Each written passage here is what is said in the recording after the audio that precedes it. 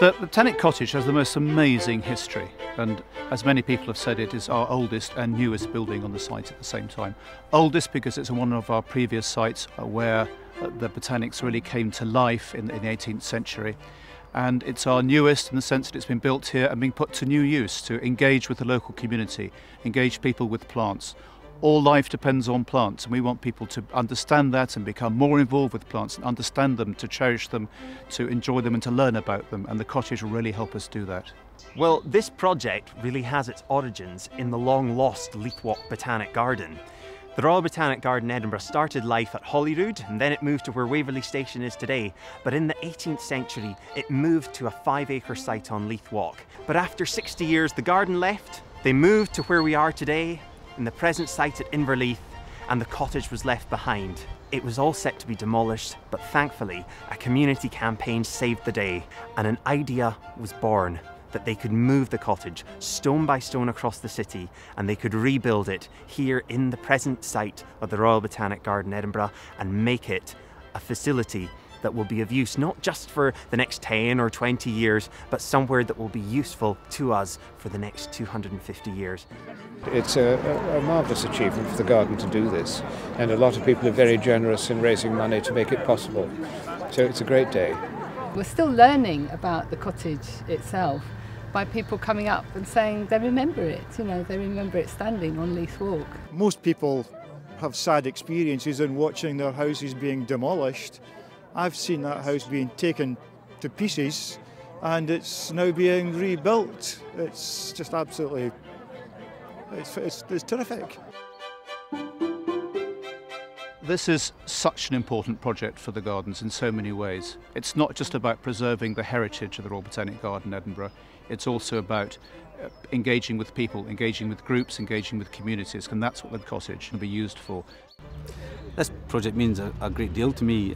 First of all, to be part of the history of this building and its story is fantastic and a unique and significant opportunity.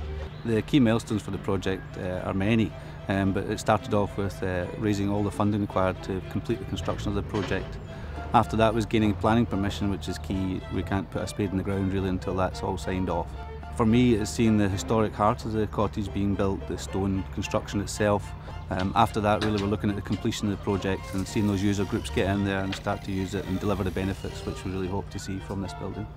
I think it's going to be somewhere that is going to be a really beautiful building, actually. It's one of the things that we focus a lot on, the history of the building. We're incredibly excited at how it's going to be used. But it's so easy to look over that this is also a really important building architecturally, and it's going to be a beautiful asset for the garden. The very idea of taking this building in its battered and beaten state in Leithwalk and rebuilding it and giving it a whole new life in the Botanic Garden is just tremendously exciting.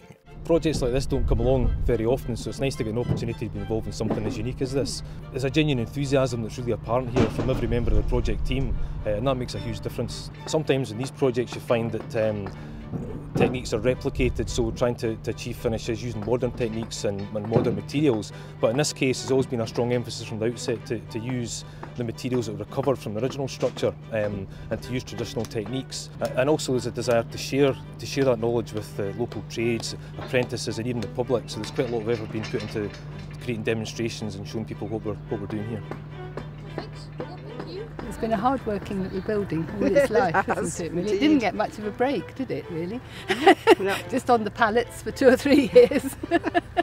Don't you think it's really great that it's now back home where it should be? Absolutely. It's being rebuilt in the only possible place it would be appropriate for it to be rebuilt, both in terms of its function and also in terms of its look, really. Yeah.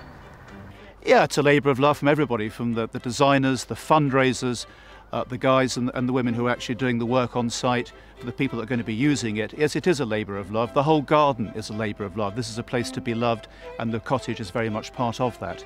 From the building point of view and from the people point of view, and there's the whole package, the way it's going to be used in the future. But it's not been easy, and that's why it is definitely a labour of love. It looks like a new building, but a new building as it was when it was built new in 1764. I think the building has turned out so beautifully. It looks fantastic, but what's even better is that it works really well as well. This is just the beginning of the next chapter in the story of the Botanic Cottage. It really is something quite unique. And now the building is complete, we'll just look at it. It is amazing, and I would say it looks even better than the artist's impression. Fantastic.